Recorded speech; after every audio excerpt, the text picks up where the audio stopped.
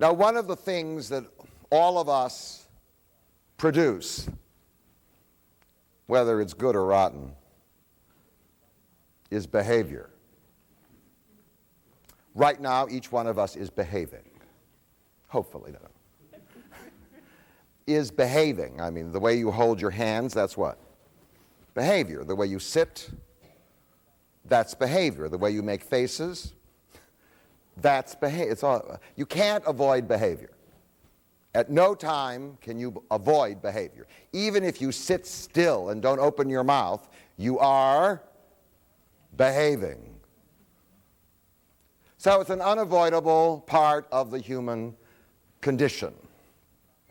And behavior involves various things. It involves some kind of external action. Folded hands, head to the side, whatever else it is. Some kind of external action.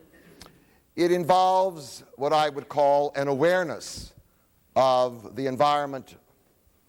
You have senses. You see things, you hear things, you smell things, you touch things. And in fact, you interpret what you see, what you hear, what you smell, and what you touch, all the time. And then there is something associated with behavior. It's something that we call internal, although it's hard to distinguish because we call it feeling. I can see people's feelings on their faces. When your muscles tighten, and I can see it, which is external to some degree, is that internal? No. It's called feeling, and there are all these feelings that accompany behavior. Fear, the oldest. Anger, confrontation, anger. Love, hate, jealousy, sadness. Got all these things? It's all part of behavior. It's happening to us all the time. There is no time in your life when you are not acting, sensing, interpreting, and feeling. Even if you say, I don't want to do it anymore, you'd have to kill yourself. That's what we're all doing. Now, one of the unavoidable things that we do is that we evaluate behavior. Now, the politically correct thing to do today is to be non-judgmental. I don't know anybody who's non-judgmental, really. I know people who are verbally non-judgmental because that's the way to get along with people. I'm not judging. No, I'm not judging you. Now, when you say I'm not judging you, does that mean you're not judging you? Of course you're judging you. It just means that you're not willing to share what you're thinking. You are a parent and you don't want your child to hit you. No, you don't want your child to become over-disturbed or your client to be annoyed or whatever. Of course we're judging. We're always judging. It's unavoidable. One of the judgments we have is aesthetic. Attractive, unattractive behavior. Oh, yeah. Some behavior is attractive, and quite frankly, depending on you, some behavior is unattractive. Okay. We have another thing, rational, irrational. Use that all the time. Sometimes you scream at people. That's irrational. Thank you. When we use the two words, we generally mean that your behavior is unrelated to your long-run welfare or survival. Stop smoking. You're going to kill yourself. But sometimes people can't avoid, or seemingly don't have the power to avoid, irrational behavior. The two biggest words, which now we use less because we are in this politically correct, egalitarian, non-judgmental environment, but I'll use them. Right, wrong. That's right behavior. That's wrong behavior. Now, the way we do it, we have a much longer sentence. Now, I want you to know, I think it's right. I'm not telling you that you have to think it's right. It's a very long, you can't even say anymore, it's right. And you can't say it's wrong. Now, in my opinion, it's a very, conversations go on forever because you can't have short sentences anymore.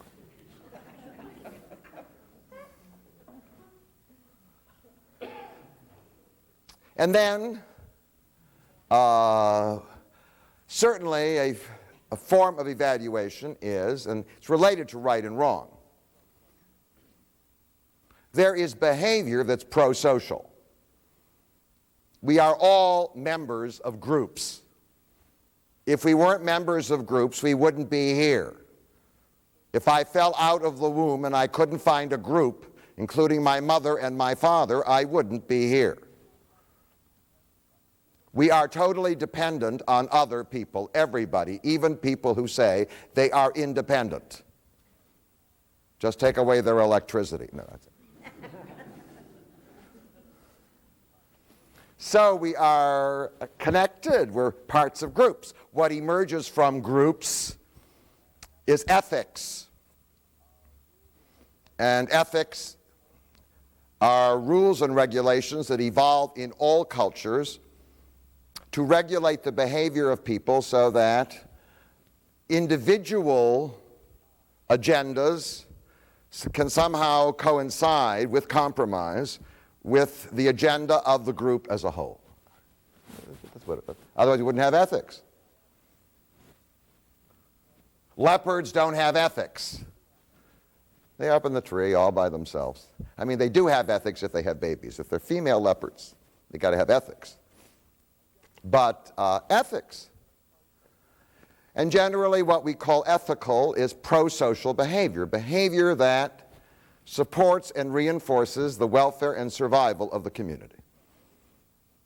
And we call antisocial behavior that harms the community, that interferes with the operation of the group. So now let me talk about antisocial behavior, because that's how psychiatry began. If there were no antisocial behavior, there wouldn't be any psychiatry. Well, there are degrees of what I call antisocial behavior. There's annoying behavior.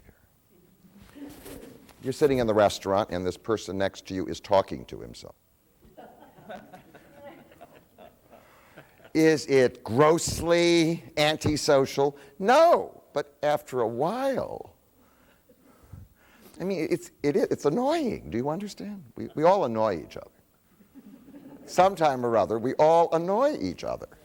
You can't share space without annoying somebody at some time. And we're always pushing and shouting, stop that, don't, it's annoying. I can't stand it. I walked into a restaurant the other day and I sat down and this person's talking to himself. And loudly. And I'm really annoyed. And I'm sitting next to a crazy person.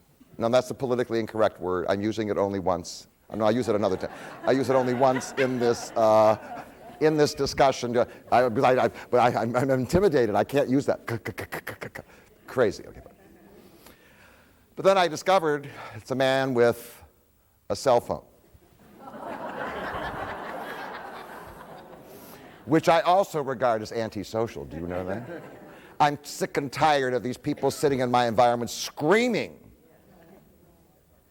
on their telephones.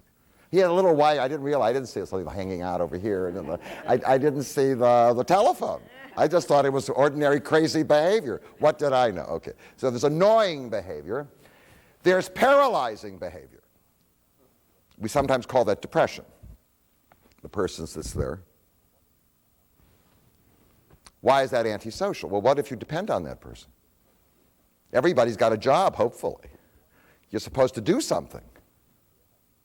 Well, what if you can't do it? Well, yes, I do feel sorry for you, Mama, but quite frankly, where is breakfast? Where is lunch? Where is supper? It's antisocial. I mean, in some respects, paralyzing behavior is antisocial. You can't do your job you can't perform your role in your society. Then there is intrusive behavior. People who just show up and they start screaming at you out of nowhere. And then there is, and I put this high up, whining behavior. Whining behavior is behavior where all people, I'm going to pay, oh, I'm going to this. And then they always have an excuse. That's what whiners do. They always have an excuse. Now, always finding excuses is antisocial because that means you never assume responsibility for any of your activity. You now drop and impose all your activity on other people. There is panicking behavior. Oh, people who get what? Terrified. It happens. Sometimes they'll just get so scared, whatever else it is, they just, they start to panic, and then panic is contagious. Do you know that? Fear is contagious, and all of a sudden other people catch the fear. Somebody screams, fire! And there's no fire. They see enemies you don't see. It's antisocial behavior. And then there's just harmful behavior, which is related to what I call assaultive and violent behavior. People who just come out of the blue and what? Hit you, push you downstairs, cut you up. It's a behavior that we're terrified of now, living in a world of crime and terrorism.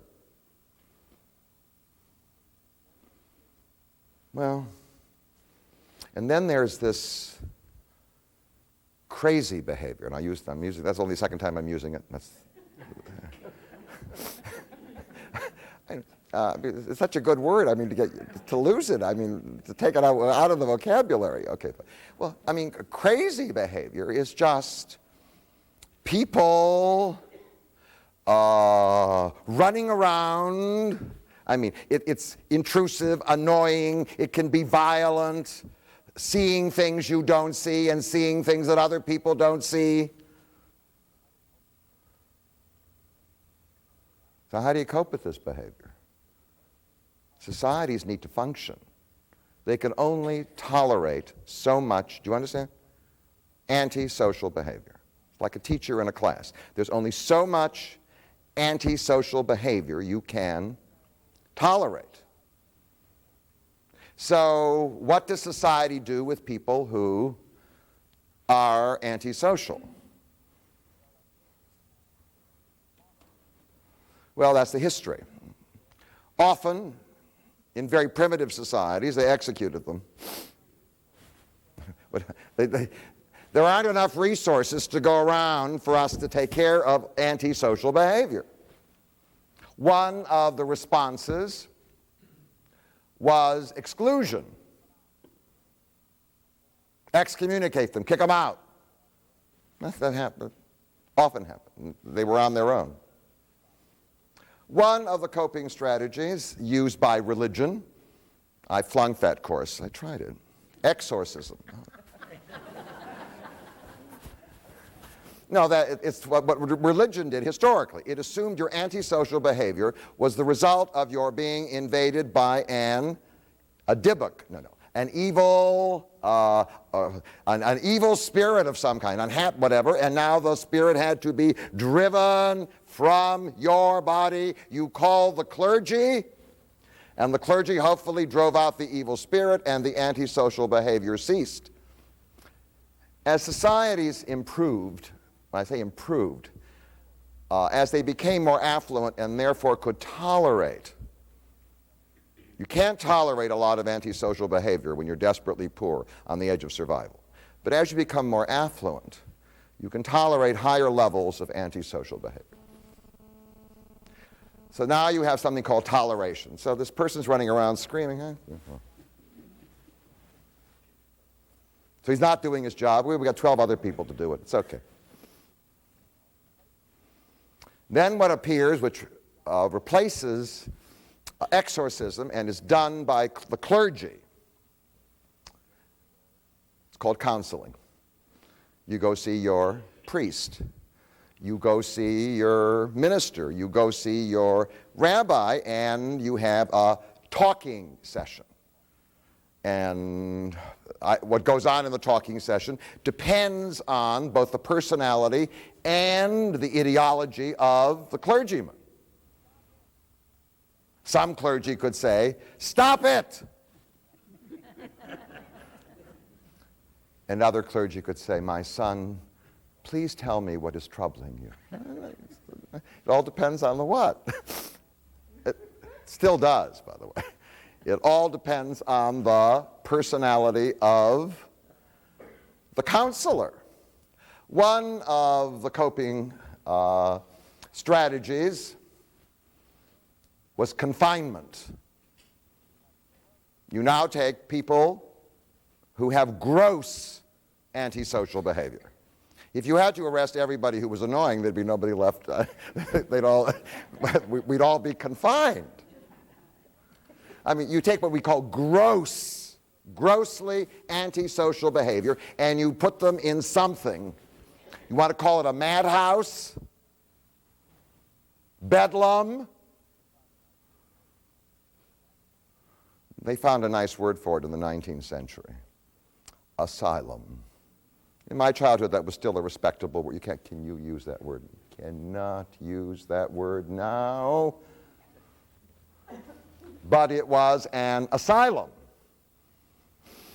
In fact, we used to use the word, when I still hear the name Eloise, it's very interesting for me. I can't recover from it. Eloise means insane. And I said, no, it's changed. The whole thing, the history, sort of stuck in my brain. There it was. So now the question is, who's going to run the asylum? Well, they brought in what we call clergy first. And then they found various kinds of people who were managers. But in the end, they brought in a well-educated, well-trained person with experience in medicine to manage the asylum, and he got a name. The name was psychiatrist. His initial role was to deal with grossly antisocial behavior in confined settings. The kind of behavior we don't wish to deal with. We want those people to be what? Taken away and out of our environment, and that's how psychiatry began.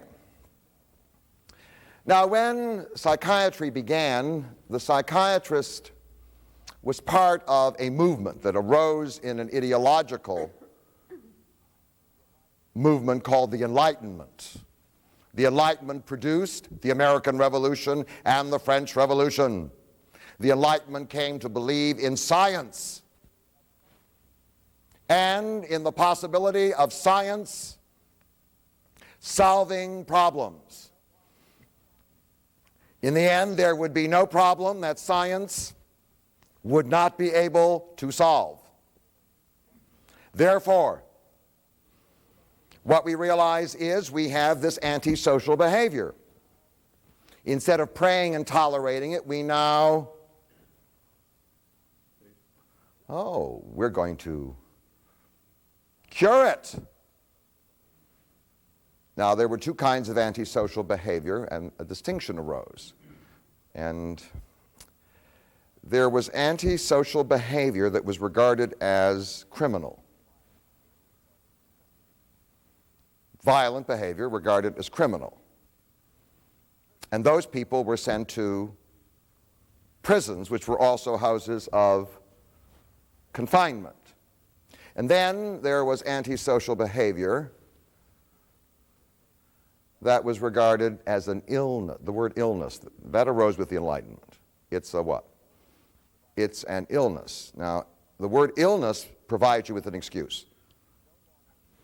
Your behavior is no longer regarded as grossly antisocial. It's now to be treated with some level of compassion, but you use the word illness. Now, it's not exactly clear what the distinction is. The distinction that usually is articulated is that in the one case the behavior is deliberate.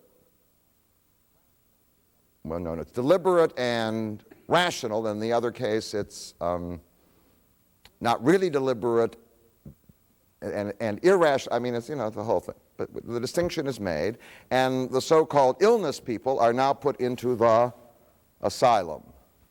In fact, prisons get a new name. They're no longer simply called jails. The name now is a place where you will repent and improve.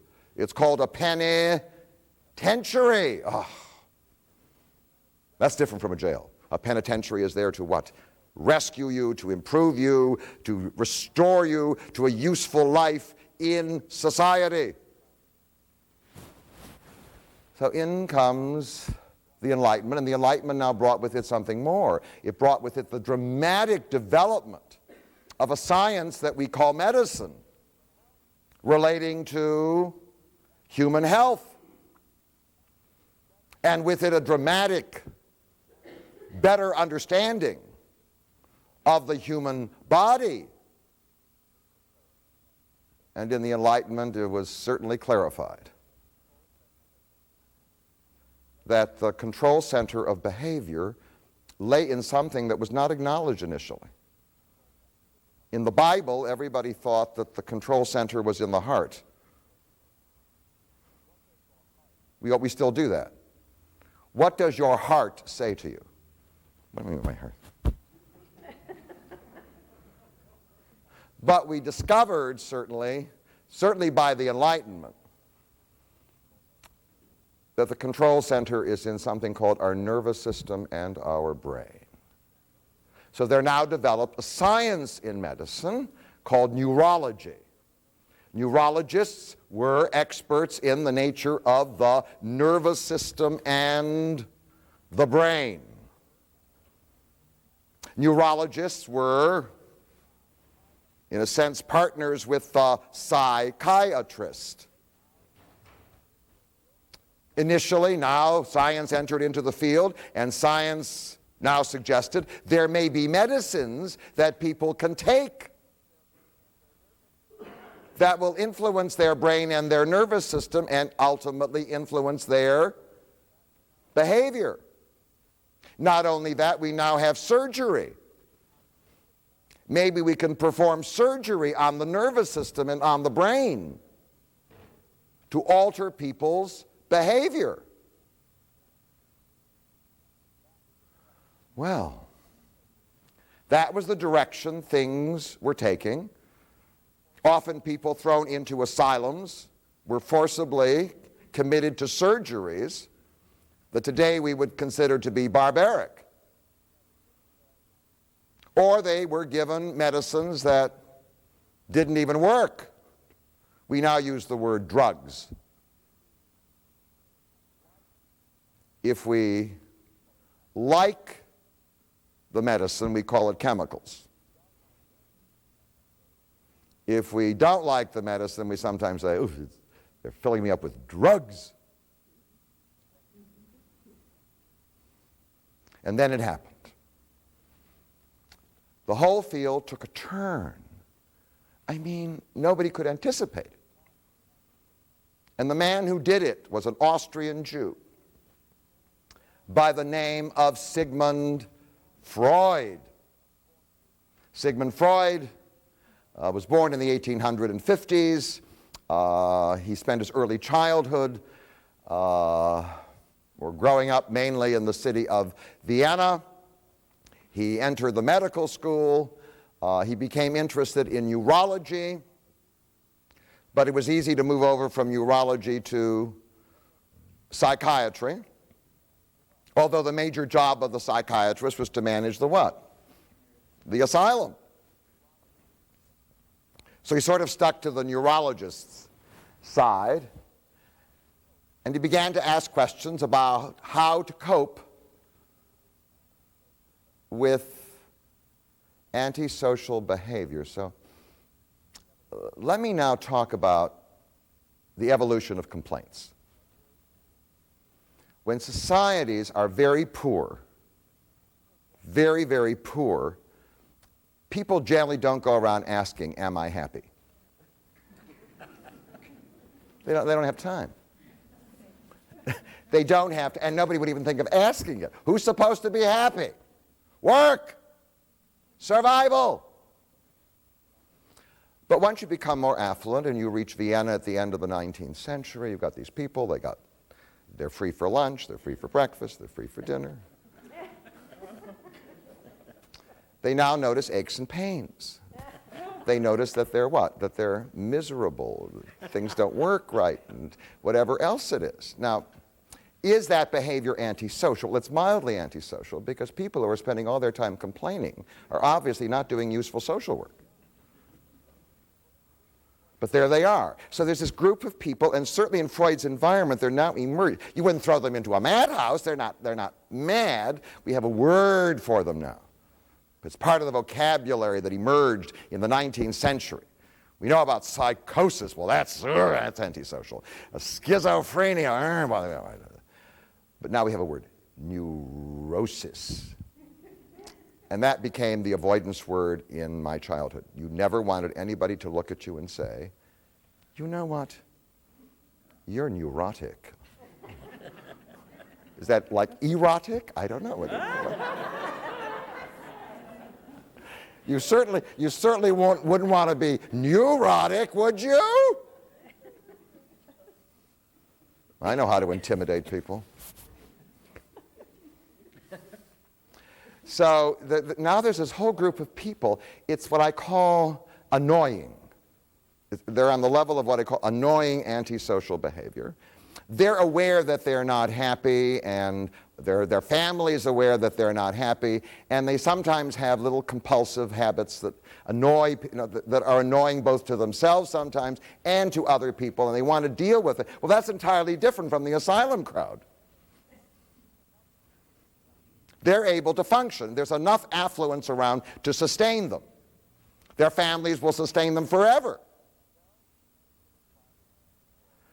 Well, influenced by his teacher Breuer, and through his own speculation, by the end of the 1890s, he had begun the articulation of a theory of the mind. Now, Freud had always said, following the tradition that was established by science in the 19th century, the mind is a function of the brain and the nervous system. Oh. But in developing his theory, he did very little direct investigation of the nervous system. He now developed a theory of the mind independent of what we would call conventional medical research. The theory said that the mind is divided into a conscious part and an unconscious part, that the unconscious part is dominated by something called the pleasure principle, the dominant drive of which is the sex drive. Oh my. And in fact, the unconscious mind has a kind of tension all the time with the conscious mind, which is dominated by the reality principle, which is I got to survive. So that's what life is. Life is this tension between the search for pleasure and the need to survive and take care of my family, or whatever it be. So there it is, the reality principle, and the two are confined. However, since I function in my conscious mind, I don't know what's going on in my unconscious mind, and in fact, most of my behavior is controlled by that unconscious mind. So now he developed something that hadn't been conceived before. other than by religion. Priests, ministers, and rabbis had developed what was called talking therapy after they gave up on exorcism. They started on, which meant somebody came into you and you talked to them. So Freud develops what we call talking therapy. The procedure is they don't take your temperature, they don't take your blood pressure, they don't do a brain scan, they're not checking on your nervous system internally, nothing. You just walk in, you sit down, and you engage in talk.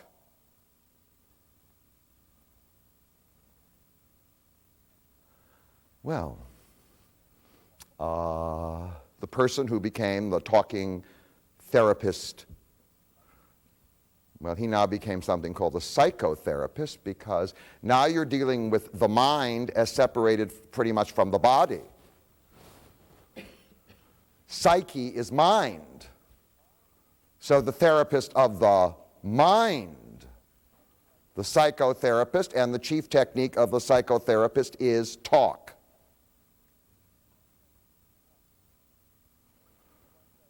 Well, I do want to tell you that Freud now developed what we call a profession we call the psychotherapist. Initially, psychotherapist meant psychoanalyst, because that was the only kind of psychotherapist around. The job was invented by Freud. What was a psychotherapist or psychoanalyst?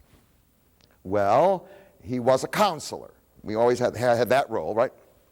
That role arose from religion. He was non-medical. Freud trained people who didn't have to be physicians or scientists. They were non-medical. They were supposed to be, and it's very important, very hard. So I say, lying on the couch, I raped my sister yesterday. Now, normally in Freud's house, somebody would have said, "Oi!"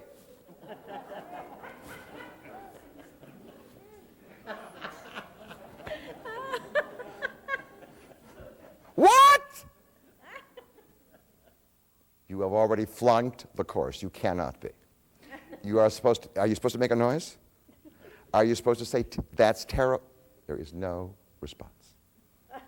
It is purely and absolutely, this is the discipline. Oh, not easy. It's called non-judgmental.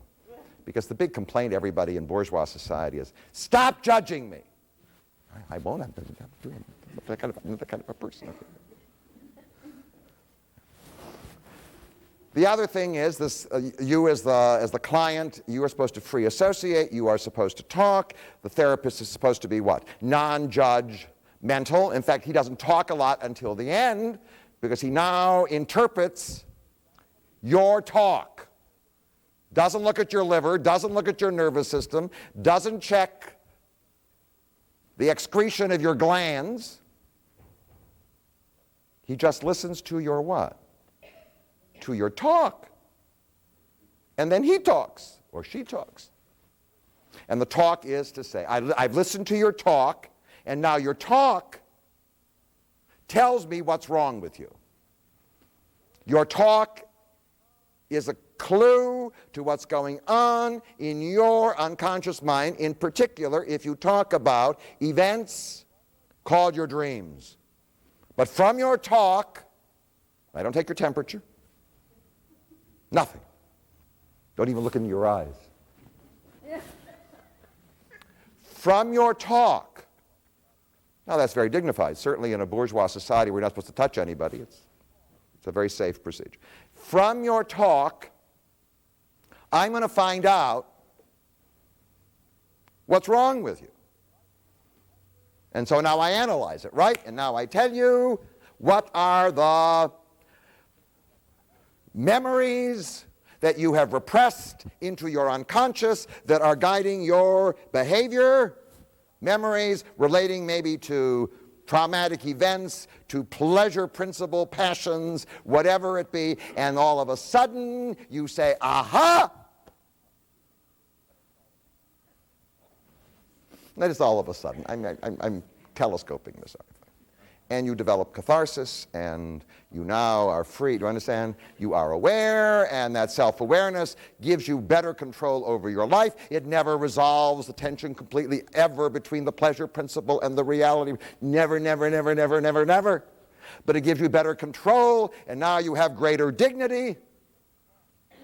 And it's all done through talk.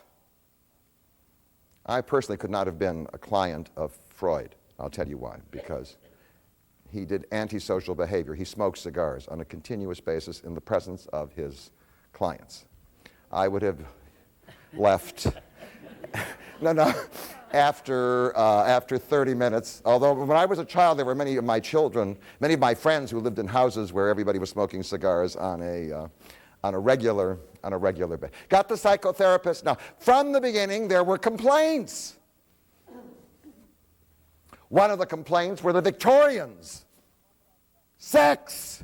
How can you talk about sex? Well, yeah, he talked about it, but if you looked at his behavior walking down the street in Vienna, it was very tame, quite frankly. And then the religious came, because Freud said that the idea of God is a function of a neurosis. So they were complaining. And then came the Marxists. The Marxists said, all you're doing is you're so bourgeois. All you're doing, you just get people more self-absorbed, unable to what? To confront the real causes of antisocial behavior. It is the oppression of our system by the capitalists. Thank you very much, Carl. Okay, fine. And then there were the liberals. The liberals were always into, I'm in charge of my life, I'm in charge of my life, I'm in charge of my life. And Freud is saying, you're not. They don't like it. Not easy to please the audience out there.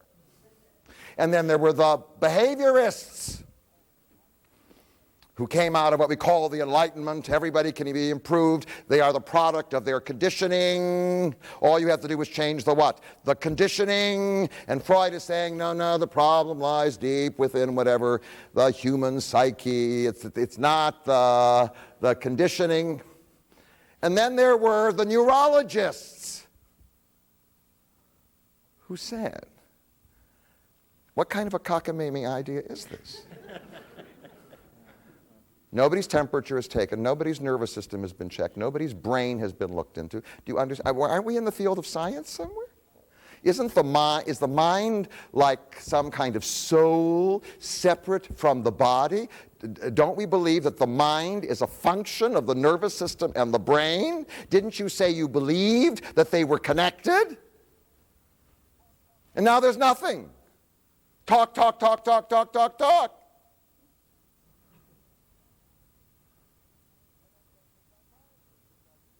And then came the psychiatrists in charge of the asylums, which have now been renamed mental institutions. That was the next. They're moving up. Psychiatrists said, your talk therapy is fine for bourgeois men and women in central Vienna. But you have forgotten our original mission. Our original mission was to deal with what? Gross anti-social behavior.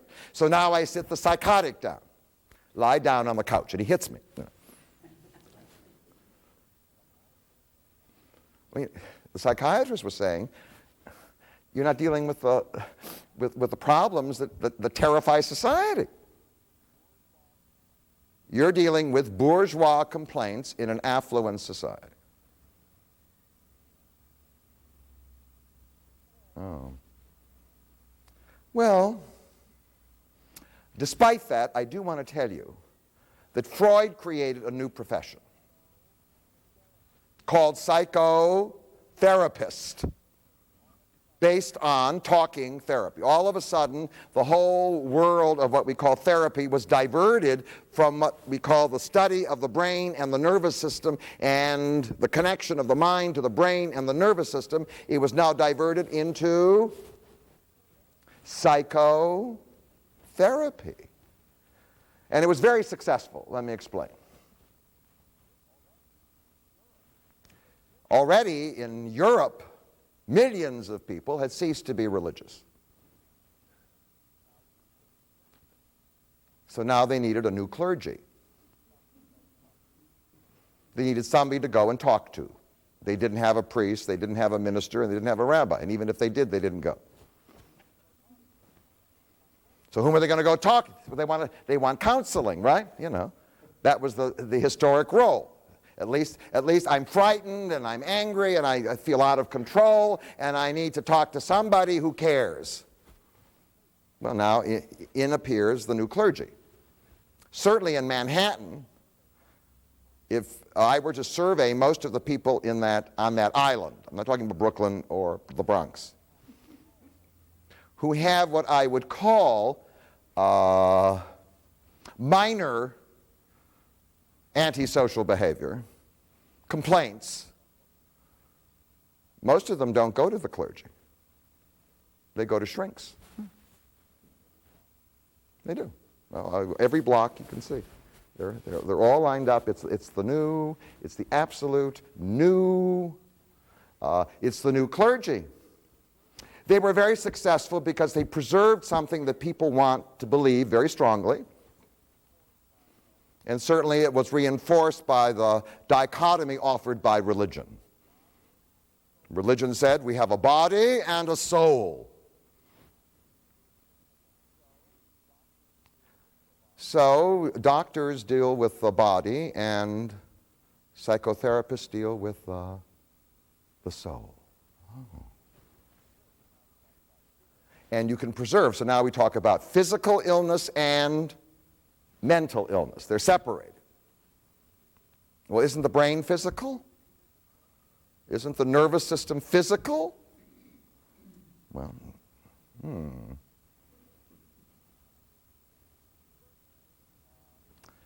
Certainly, its success was due, and it wouldn't happen. That's why Manhattan works.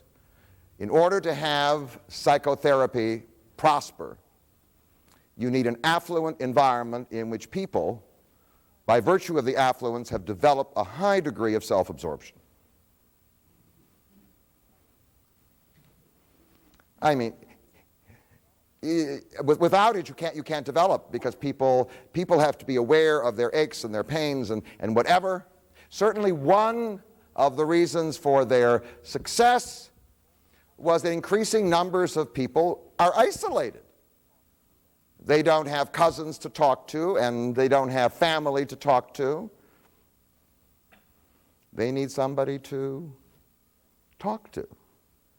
And then this word arose somewhere in the 1960s, and it describes a real condition of urban society, something called stress. I don't recall it being used in 1935. I don't remember the word.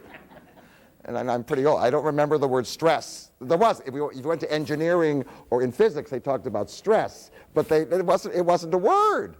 Now everybody is in stress or distress, whatever. This profession is growing.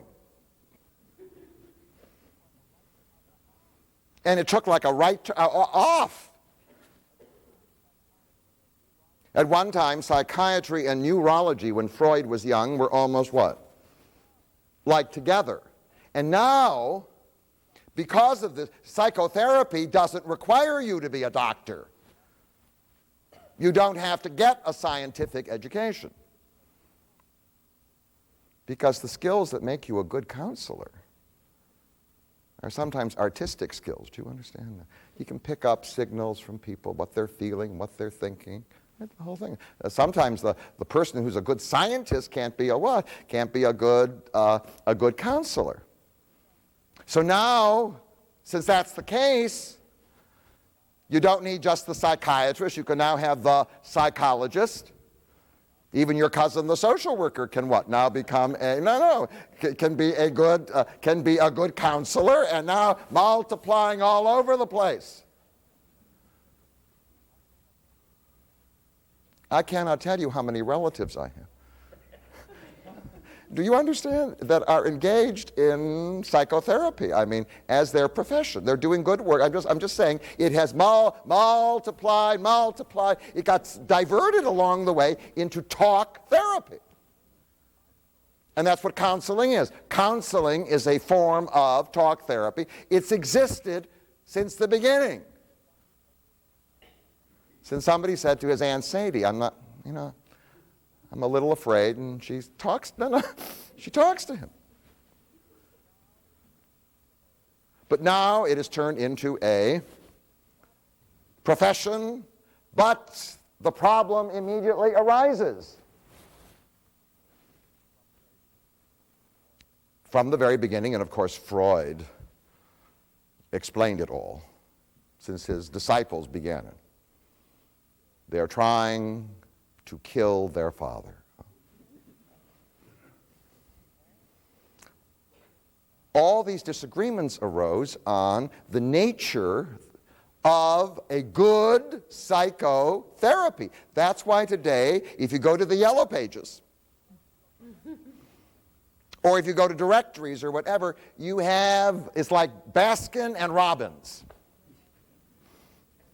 There are at least 28 flavors of psychotherapy that are available to you. So let me try to describe.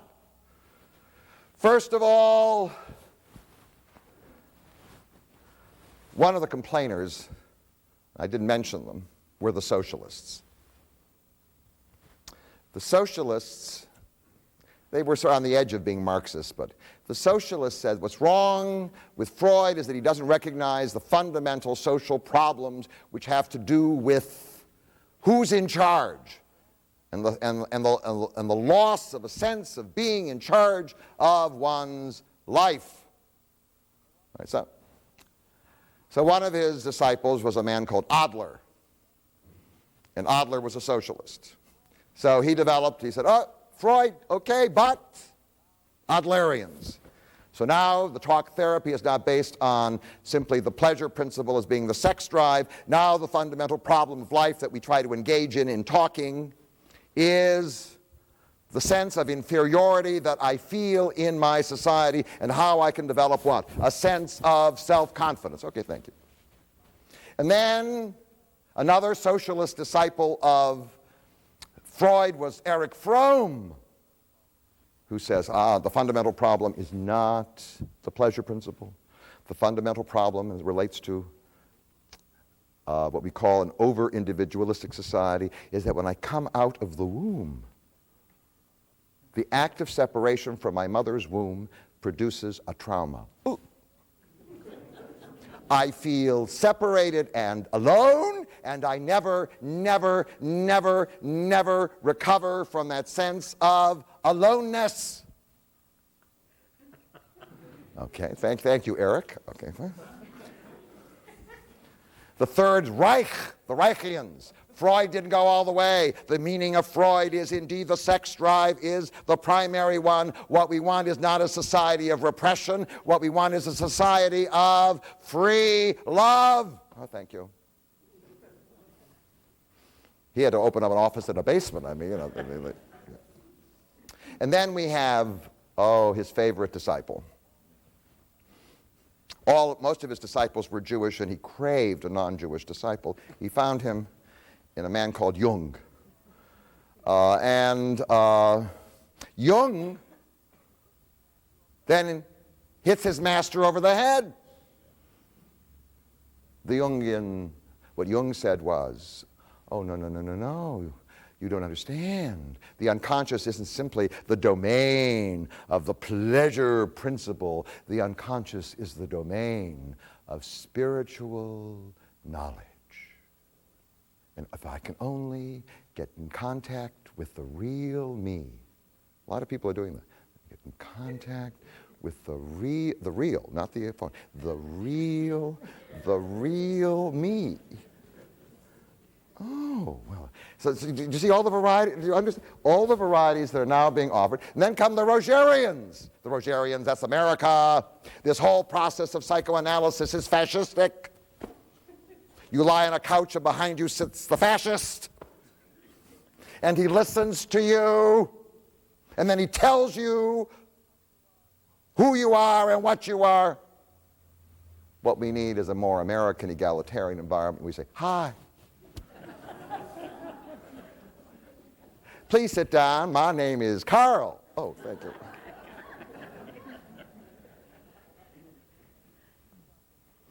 And then you tell me a little bit about you, and I'll tell you a little bit about me. But I didn't come to pay to hear about you. No, sorry. It's just a little conviviality. No, it's just a little conviviality here. So it's the Rogerians. And then come the Perelsians. Fritz Perls, who ends up in California, in Esalen, in a tub. Lots of people in the 60s, I remember, I was jealous, they all went out to California for the tub. Perls is responsible for Gestalt. Now, what do you want to do with Gestalt? You want to get in touch with your feelings. Get in touch with your feelings. Get in touch with your fear. Get in touch with your anger. Get in touch with... Right? Right? Good. And then came the Elysians. I once invited him to a program here. Albert Ellis. What is wrong is not the pleasure principle. It's still talk therapy. What they all share is what? Talk. Albert Ellis now says what is wrong is that we have ideas in our mind that are false and are irrational. What we need to do is to drive these false, irrational ideas out of our mind. That is correct therapy. And then came the Frankelians. Viktor Frankl, logotherapy, existentialism. The major problem is that people refuse to accept total responsibility for their behavior. I am responsible. That's the fundamental problem. And then after the Frankelians came the Skinnerians.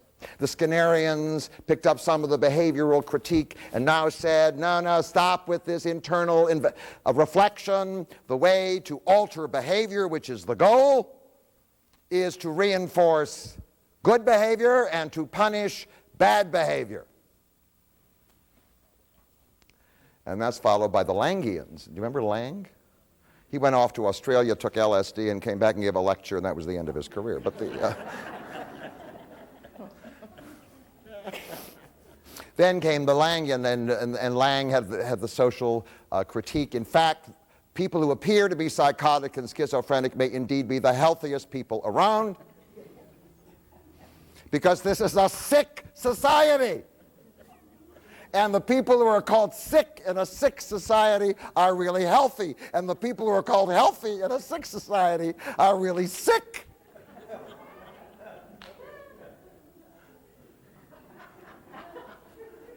And last comes the most popular form of present psychotherapist, Mixians. A little bit of Ellis, a little bit of Rogers, a little bit of Jung, a little bit of this, and you put together what? Your own little counseling package I call the Mixians.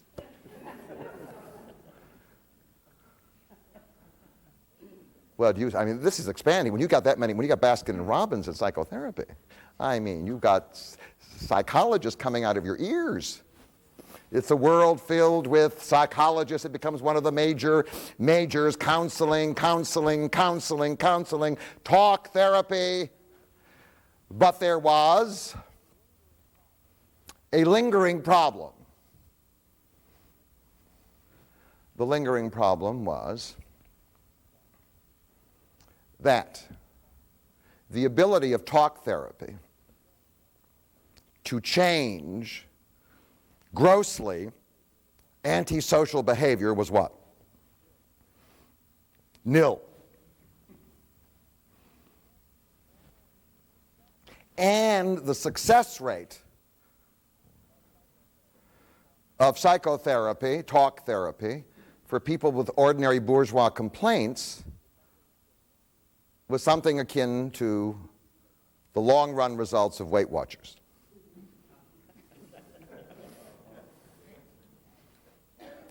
I have a lot of friends who've been 12 times to Weight Watchers. I mean, you try, you thin, and then all of a sudden what? You expand, and then you what? You try to thin, and then you expand, and you try to thin, and then you expand. The second was that increasingly people chose their therapist not because of their ideology. That's why you could be a Mixian. They chose their therapist because of the therapist's personality. They wanted a strong therapist. They wanted a caring therapist. They wanted a loving therapist. In fact, many of the descriptions they made of a therapist sounded like the ideal parent. So maybe ideology has nothing at all to do with it. Maybe we're just back to what? Nice parents talking to people. And the ideologies are all like fronts.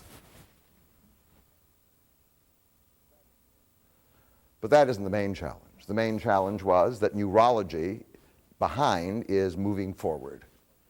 Neurology is focused on something called the brain and the nervous system. And now scientists are studying the brain and the nervous system. They now see the parts of the brain. They see the parts of the nervous system. They see the excretions of the glands. They bump into dopamine, serotonin, I mean, who knows what.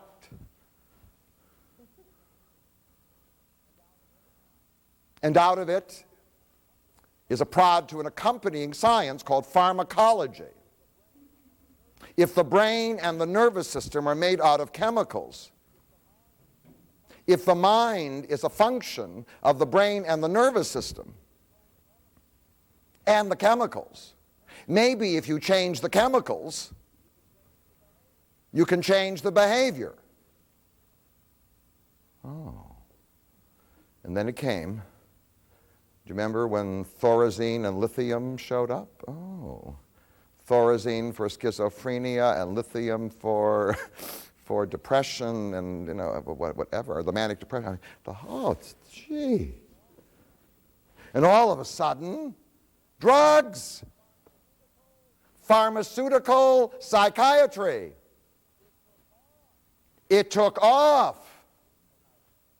And what was amazing about it was that it had dramatic effects on what we call wildly antisocial behavior, right?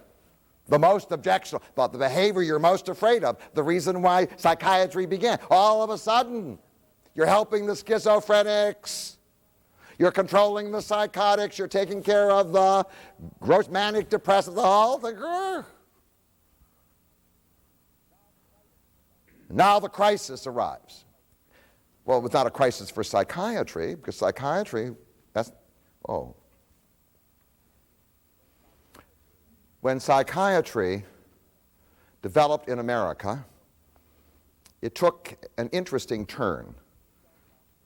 It started out pretty much being interested in what we would call neurology and was even engaging in the use of drugs and barbaric surgery in some cases. And then arriving in America were the refugees from Germany and Austria, who were psychoanalysts. And they now studied medicine.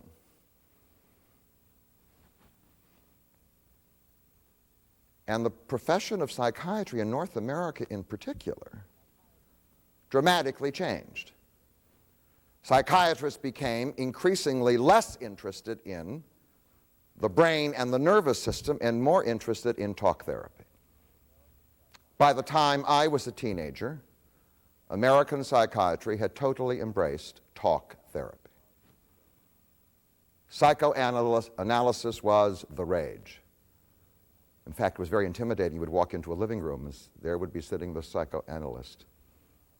What do I say?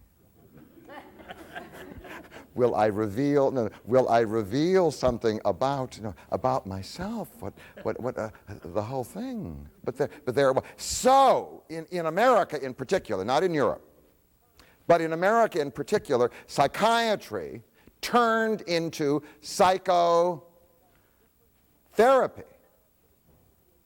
In fact, the difference between psychiatrists and PhD psychologists began to what? To vanish. They were doing the same thing. And now, lo and behold, hitting them from the rear comes pharmaceutical psychiatry. Not interested in talk at all, take the pill.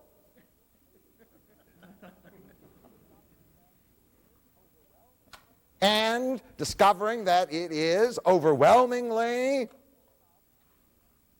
successful enough that hordes of people with grossly antisocial behavior who couldn't be controlled before are what? Controlled. So now that raises the question, that's the crisis. In the age when brain science and nervous system science now reveals so much about the connection between the brain and the nervous system and human behavior, in the age when chemicals can now be used so effectively to affect the brain and the nervous system and to alter human behavior, is talk therapy obsolete? You got the question? It's not a small crisis. In fact, my decision to talk about the crisis is there's a new book out that I recommend to you by the director of the Mental Health Center of Massachusetts in Boston. He is a psychiatrist by the name of Alan Hobson, and it's an interesting book. Whether you agree with the thesis, don't agree with the thesis, it's a wonderfully interesting book. It's provocative, and it's written for the popular reader. So even the scientific information that is to be found in it is readily comprehensible. The crisis is that What's the name of it? Out of Its Mind.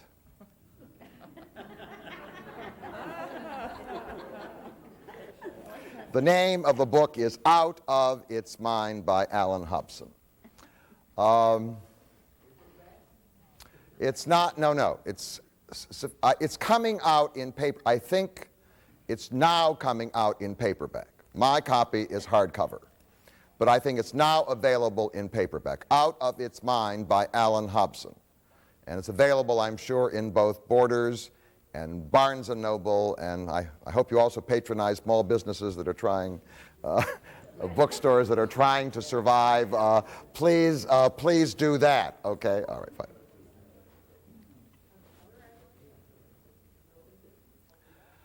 Now this crisis, is overwhelming because there is a profession now, including psychiatry, in North America, which has historically been based on talk therapy. And maybe talk therapy is now obsolete, and maybe chemical therapy. See, drug therapy always has a pejorative edge to it. You use the word drug and already, right? You could say that about food. Food is chemicals. Is it not chemicals? Right. So if you ingest chemicals, you can call them drugs. But you wouldn't call food drugs, would you? No, because you don't view it pejoratively. But we say it's chemicals. We're always ingesting. We're made of chemicals, and we're ingesting chemicals.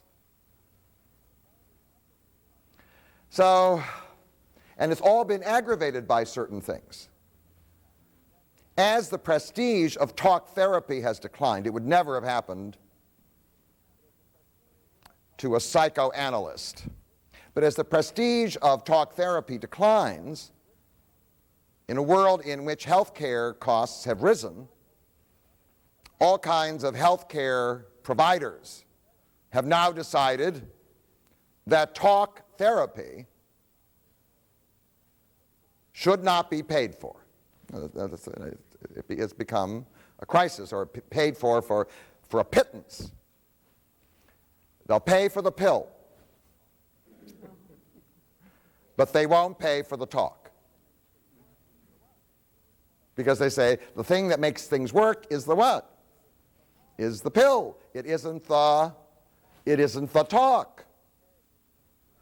The talk is the frosting on the cake. And that's been reinforced by, certainly, a prejudice which exists in the medical profession among most physicians, that psychotherapists are uppity, that they present themselves, do you understand, as the experts of the mind, but that's not really science, but we're what? We're science. Well, that's how they see themselves. And so they have this prejudice, and that's affected the decisions that have been made. The second is that the Langian, remember Lang? Lang says everybody should be treated with great dignity, everybody should be in charge of his life, and therefore you cannot forcibly put anybody into an institution unless he's committed a crime. Now we distinguish between two kinds of antisocial behavior, that which is deliberate and that which is sick. And drawing the line isn't what? Always easy. If it's sick, that's an excuse. And therefore, such people should never be compelled to stay in any institution. You can't arrest them and put them in an institution. Well, many conservative politicians wanting to save money have picked up on Lang, who was on the far left. And they say, that's right. We don't need institutions.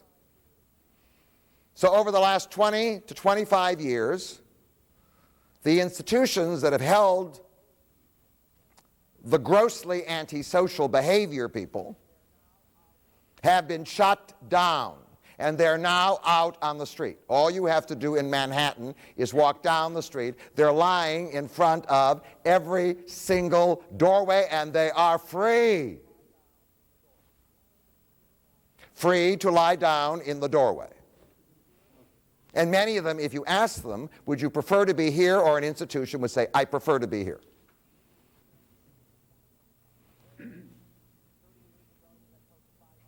Where 30 years ago we had close to 500,000 people in institutions, we now are down to 193,000. It is estimated that if the same criteria applied as applied before, that would be up to 950,000 to 1 million. We all know the cases of people who are not able to take care of themselves, and who in some cases pose a danger not only to themselves but to others who are out walking on the streets, built around a liberal principle. Everybody is entitled to be free. Well, we bump into each other all the time. If this free person wants to put his sleeping bag in front of the door of my house, well, you understand, don't you? We're all bumping into each other. That's what living in a society is. Learning to live so that you pass other people gracefully takes a lot of discipline and a lot of skill. It'd be nice if our society had more of it, okay? But then, but now deinstitutionalization. And then it's been partially affected by the emergence, certainly in the 1960s, of what we call the New Age religion. The New Age religion found a darling in somebody called Jung. Remember him? He was one of the disciples of Freud. And in this popularity, ideas about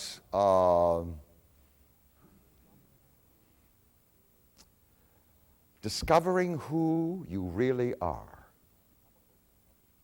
And the answer, of course, is chemicals can't help you do that.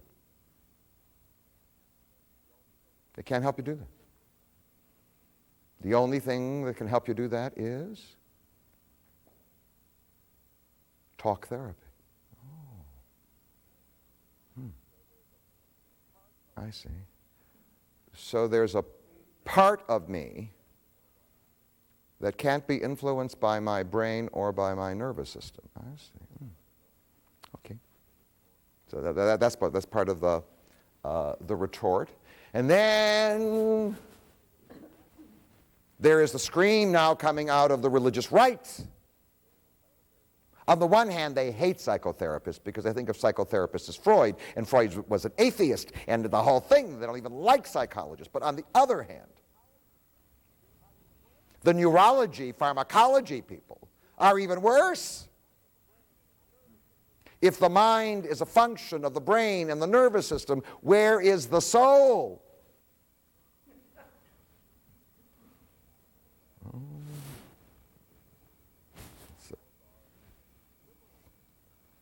And now the liberals come back.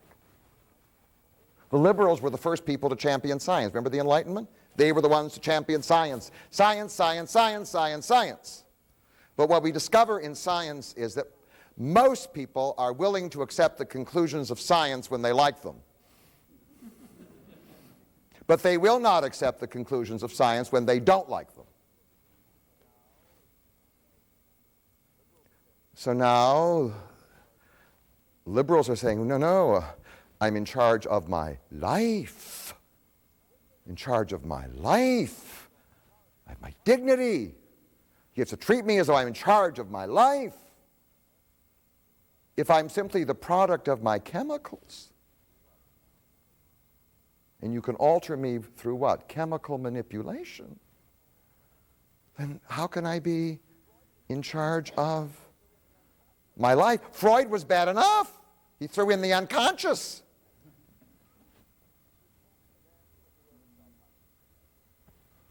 And then the field of psychiatry. If talk therapy is dying in psychiatry now, you don't need doctors who speak English. You don't need a psychiatrist who speaks English. He can speak Pashto. Uzbeki, doesn't make any difference. So now increasingly, it was noted by Hobson, and you can notice it yourself. In many cases, the majority of people going into psychiatry now are people who understand drugs. They understand drugs in Korean. I mean, they can read English. But they don't need to do talk therapy. All they need to do is to provide the what? The chemicals. So if you need somebody to talk to, they most likely would be very parental in Korean. But they can't be parental in English because they're having trouble. We'd have a hard time in Korea, right? I mean, trying to be parental. So now you're trying to communicate with the physician, but you don't have to communicate with the physician because the physician, what? He's only providing you with a pill. You don't even need the talk therapy anymore. Take the pill. So now there are armies of psychiatrists running around hospitals, what is left of mental institutions, clinics, who don't have to worry about talk therapy because they can't engage in it.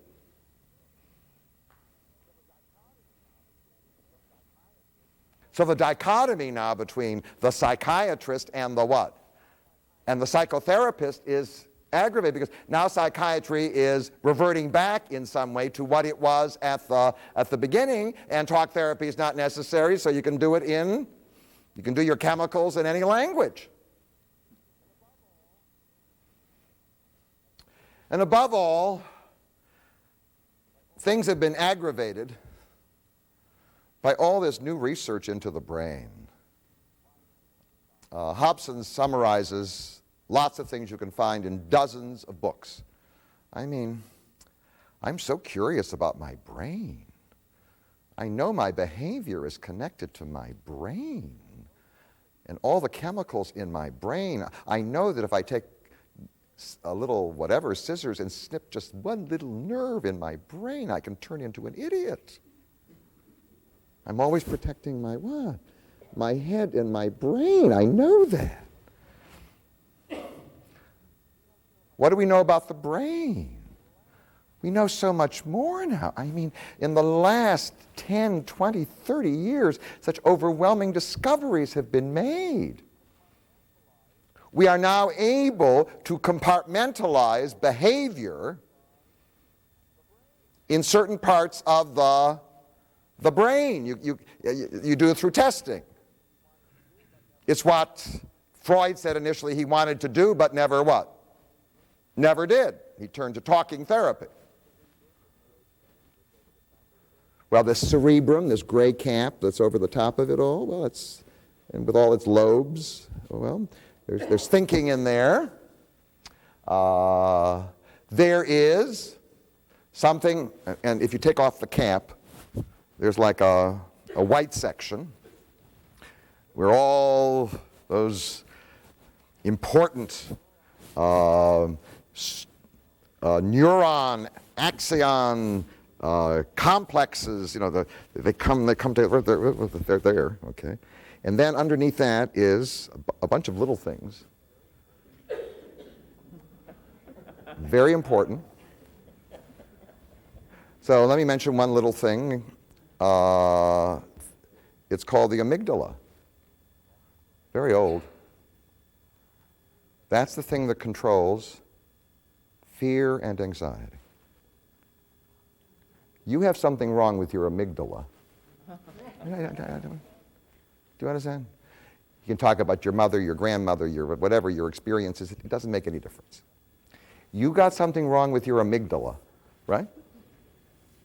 Then you're going to have a lot of problem with fear and I'm not asking you to open up and touch your amygdala right now. I mean, if you have a problem with that, then there's something called the cerebellum, which is sort of well, the cerebellum, that's the thing that controls your sleeping and your dreaming. Oh. If you're having problems with sleeping and maybe horrific dreams, then you better check on your what? Not today. Don't do it right now. Don't rush to do it. You might want to check on your cerebellum. And then you've got your thalamus. Your thalamus is what controls consciousness and awareness. If you're having a problem with your awareness, what you're aware of, then you may have a problem with what? Your thalamus. And then around it is something called the hypothalamus. That controls the drive for food and sex. If you're having trouble, no. We know that, but the point is that it's been tested. We all got it. If you're having trouble with your food and sex drives, there may be something wrong with your hypothalamus. Now, can you find out what's wrong with your hypothalamus by talking to it?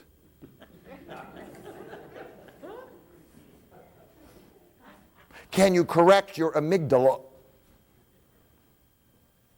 by talking to it? I sometimes talk to my amygdala, but I do. Caress. After all, it's in charge of fear and what? Anxiety. And then we know there are all these various chemicals. You know, when all the nerve cells connect with each other and they have to communicate, they're sending signals, there need to be chemicals to facilitate the transmission. And then there are the modifiers that pour all over the brain. We now know the names dopamine, serotonin, right? I mean, we know that they affect our moods. Too little of a wash, and what? We're in the wrong mood. Too much of a wash, we're in a terrible mood. I mean, the wrong mood too. I mean, it has to be balanced. Just like a recipe. All going on right now in your brain. I don't know whether you feel it. Feel it? Feel the things? Feel it? How's your amygdala? How's your thalamus? I mean, nobody ever asks. They ask, how's my mother?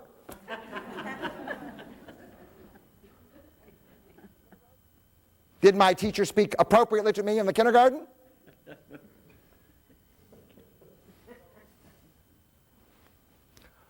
So, what are the implications of all of this? Well, the first implication, and it's a radical departure certainly from traditional religion, no doubt about it, is that you cannot separate the mind from the brain and the nervous system. The mind is a function of. Now, the brain and the mind is an extraordinary thing. It's, in many cases, able to perform calculations and make choices that present advanced computers cannot. In some cases, it's inferior to present computers, but in most significant cases, it's far, far superior. In fact, now they're trying to develop computers that use DNA molecules, the stuff out of which brains and nervous systems are made. So it doesn't demean it. It's extraordinary.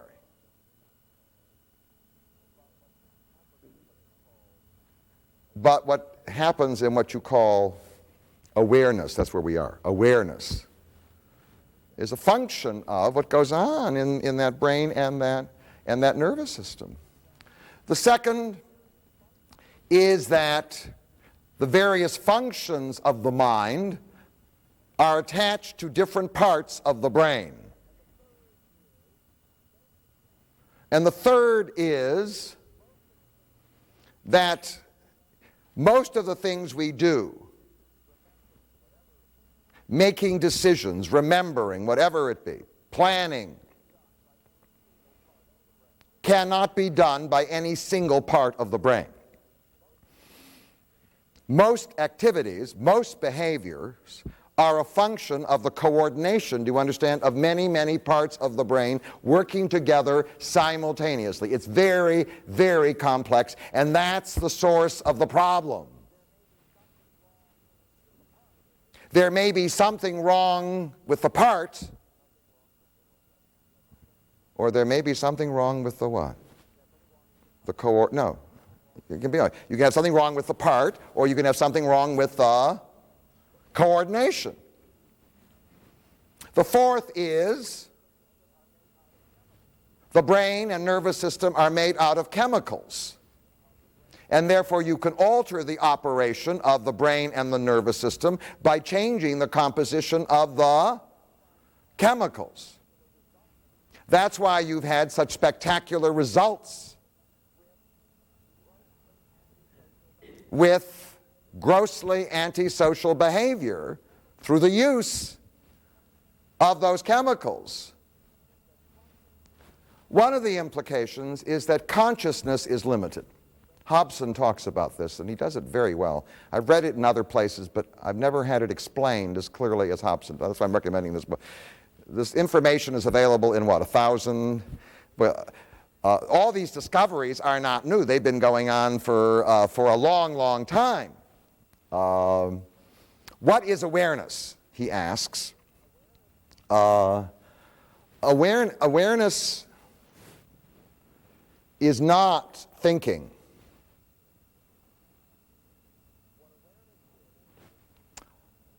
What awareness is as we become more advanced, more complex, there are options that we have in terms of, we don't have unlimited options. I can't choose to fly just like that. But there are a limited number of options that I have. Those options come out of my brain and nervous system. Awareness enables me, the survival strategy, enables me to look at my options and what? Pick one of them. Traffic. I want to cross the street.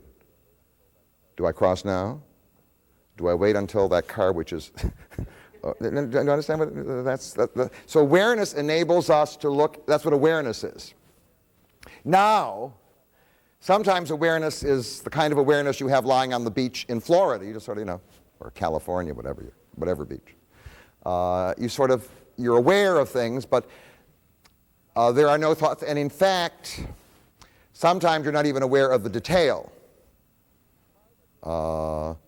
If part of your awareness spots a danger,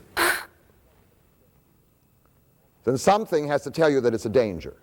And thought now enters from the part of the mind that is thought into your consciousness. So consciousness is limited. And in fact, most of the operations of the brain aren't in awareness for a very simple reason.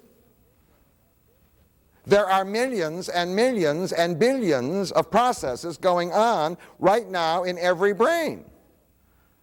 If I had to be aware of all of them, I'd go, do you understand? I couldn't handle it. I can only be, I focus on sort of on the moment, I get my options, which are sort of built in, and then I choose. 6, the conscious and the unconscious part of the mind aren't enemies as Freud portrayed them.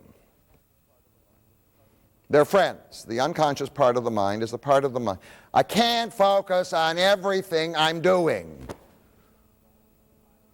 Some of these decisions can't be in my awareness, otherwise what? They'll take up my time. Just think of your brain as a giant corporation with a lot of decisions delegated to what?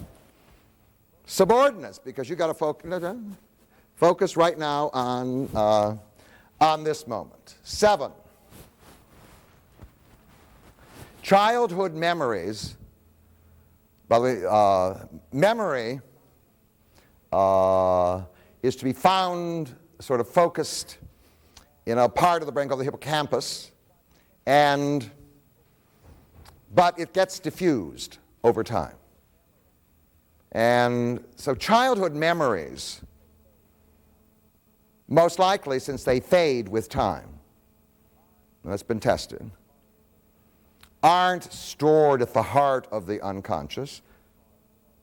They're there, but they may not be the cause of what we call all the misbehavior that's going on. 8, there are no boundaries to functions, meaning you can't confine a function of the mind, thinking or remembering, to one single part alone. 9, it is very clear that our brain and our nervous system, the nature of it, the way it excretes its chemicals and all of that is determined by our programming to be found in our genes, which are also affected by our experience, because our experience triggers chemical reactions in our brain that alter the nature and character of our brain and nervous system. So there's both genes and experience. The old line liberals who said, no genes, it's only what? Experience. Or those people who say it's only genes. It's that balance. Implication. Antisocial behavior, or what I would call mildly antisocial behavior, is a function of structural problems. Something wrong with the what? with the part or something wrong with the coordination. Implication. You can restore or you can correct malfunctioning by the introduction of appropriate chemicals. Now, what is very important to understand is you may not be able to cure the problem because the problem may be a problem with the part, and you can't replace the part. Right now they don't have amygdala transplants.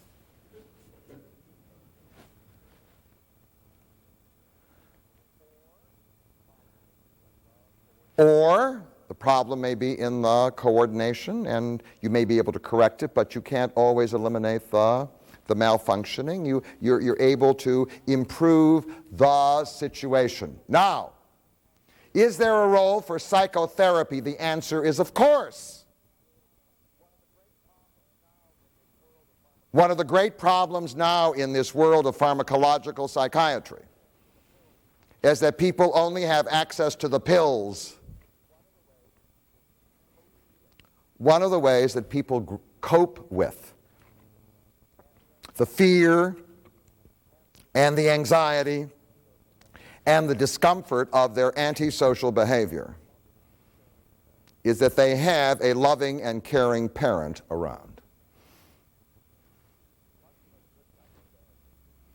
And the function of a good psychotherapist is to be a loving and caring parent. The best and strongest of them are exactly that.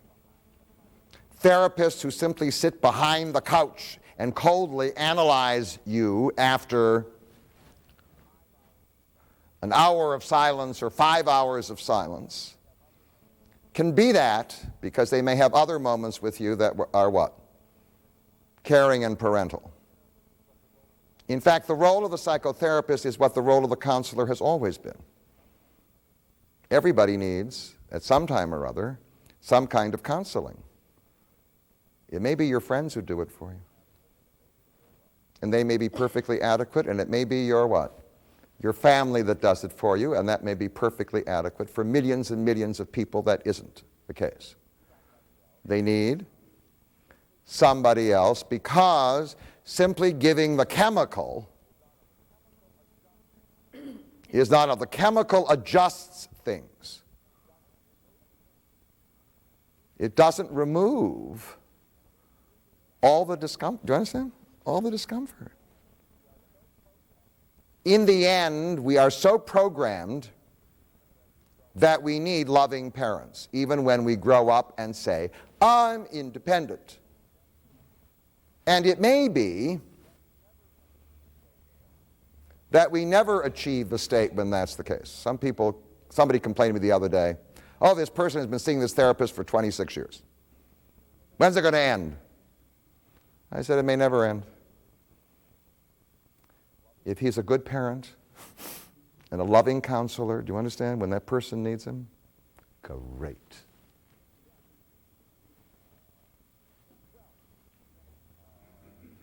Well, that means that what we call mental illness is to be seen as a chronic disease. A chronic disease is different from, I have a fever, give me the pill, it goes over. I may have a structural and coordination problem with my brain.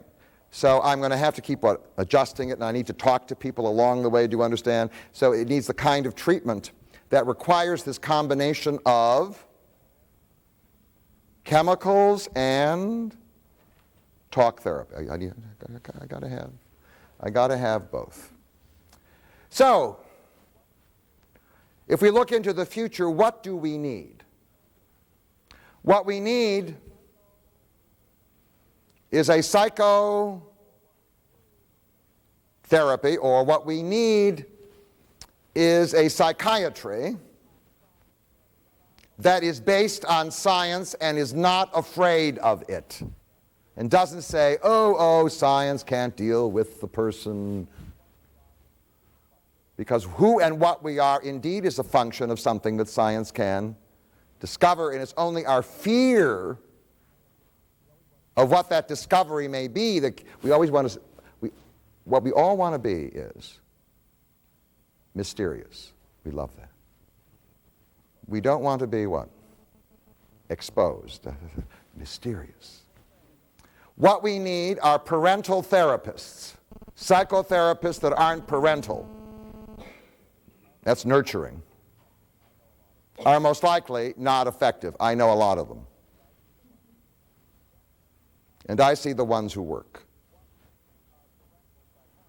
What we need are parental psychiatrists. We can't have psychiatrists who can't talk to their clients, who are mumbling in Pashto and handing the pill. There's a crisis in psychiatry now. A huge percentage of the psychiatrists in North America today are indeed foreigners who cannot engage in any kind of effective talk therapy, and Hobson knows because he's at one of the major centers. One of our needs is that we need to be open. The talk therapy people need to be open to the what? The brain research. And the drug dispensers need to be open to the fact that that's the way we're programmed, we need parental counselors. When we're feeling vulnerable, what we need is a parental figure. One of our needs is balance. People say, you have no right to confine anybody. Let me just say, there are thousands of people wandering the streets of North America now who, if you ask them, do I want to be free, say yes, but who pose harm to themselves and to others. And you have to have a balance. You can't simply shout little slogans about everybody should be what? Should be free. In the end, social safety also has to be put into the agenda. And last, you are giving an excuse to people to say, I'm not responsible for my behavior, I'm only the consequence of my chemicals. So now let me respond by saying, the worst form of antisocial behavior are people who keep offering excuses all the time. And therefore, that means they are paralyzed. They will what? They don't do anything to promote either their own welfare or the welfare of others. They always have what? Excuses. So one of the responsibility is a resolution that I will use as few excuses as possible. And in society, you're always going to have two kinds of people. The hard workers, who will try to minimize their excuses, and in fact they may have real problems. And the parasites, who will always find, do you understand? Who will always find the excuse. Now for some people who have grossly, badly coordinated brains, what we need is compassion, right? Because in the end, they have an ultimate excuse. But for most of us, it's the way we choose to live our life. Awareness does give us options. It doesn't give us unlimited options. And one of the options we have is to try to rearrange things by understanding what science has to offer, finding comforting and parental people to counsel us, right? And third, disciplining ourselves so that we lead moral and ethical lives. And the way we lead moral and ethical lives is that we minimize the number of excuses we offer to others. Thank you very, very much.